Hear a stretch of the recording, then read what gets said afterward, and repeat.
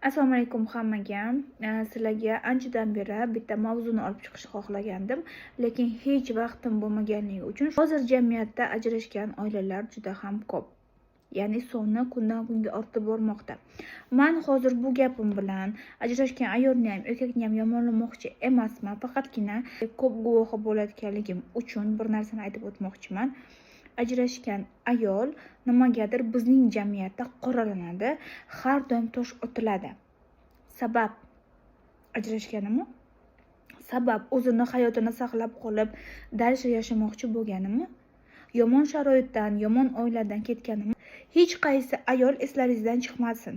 Ajrashaman, farzandlarimni otasiz katta qilaman deb turmushga chiqmaydi. Hech bir qiz ajrashaman deb oila qurmaydi.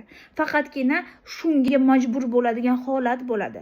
Iltimos, shunaqa jamiyatda ayollar uchrasa, iltimos hurmatini joyiga qo'yaylik. Chunki hayotini noldan quradi. Boqish kerak, ishlash kerak, farzandlarni oyoqqa qo'yish kerak.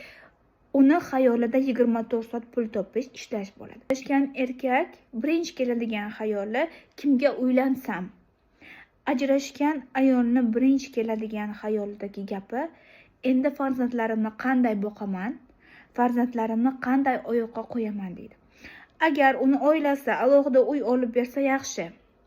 Lekin alohida uy olib bera olmasa, ota-onasiga qaytib ketsa, u yerda yangasi, singlisi, ukasi, akasi va hokazolar bo'lishi mumkin.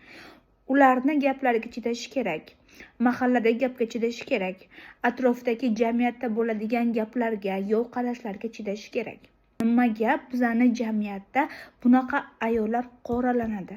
Nimaga boshqa xil qaraladi? Nimaga ikkinchi, uchinchi, to'rtinchi ayol yoki o'ynash sifatida qaraladi? Ularning ham baxtli bo'lishga haqqi bor. O'zini hayotini izga tushirmoqchi bo'ladi.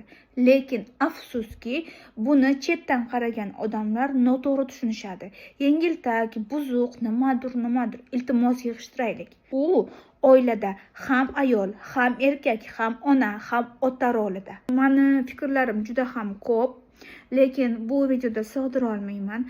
Agar siz bu haqida qanaqadir fikringiz nimadir bo'lsa, kommentariyada yozib ketinglar.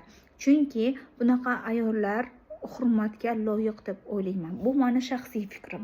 Bu degani hamma ajrashsin yoki oilasidan ketsin degani emas. Bu maqsadda bu video yozilmadi. Iltimos, shuni ham tushunib olaylik. Yana bu videoni ko'rgandan keyin noto'g'ri targ'ib qilishlar bo'lmasin. Iltimos.